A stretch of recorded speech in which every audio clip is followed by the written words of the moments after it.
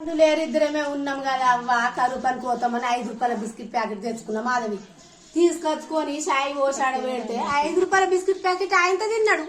ఇక నేను కరువు పని పోతే నాకు గాలి గావరి ఆగమాగము ఎత్తుకెత్తుకపోడు ఇంటికి అత్తనా రానా అని అనేక భయమైంది. గట్లనే ఉంటుందా మా ఆయన సంగతి అంటే కష్టం. 5 రూపాయల బ్యాగ్ బిస్కెట్ ప్యాకెట్ తిన్నాడు. 12 దాకా ఉంటాం అవి తింటే సరే 2 తింటే.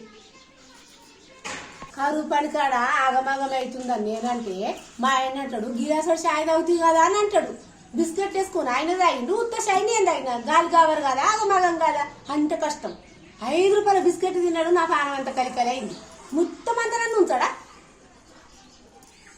ఇంకా అందరి ముందు నన్నే అంటాడు గిలాస షాయి తాగుతుంది కదా ఇంకా ఆగమాగం ఎందుకు అవుతుంది అన్నాడు. బిస్కెట్ ప్యాకెట్ చేసుకుని ఆయన తిన్నాడు ఉత్త షాయి నేను తాగిన కడుపులో ఏమన్నా ఆసరు ఉంటుందా చెప్పు అంటే కష్టం.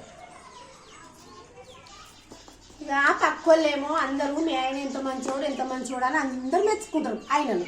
ఇక నేను ఏదన్నా చెప్తే ఉన్నోళ్ళు అంతా నన్నే తిడతారు. మీ ఆయన ఎంత మంచోడు అని అందరూ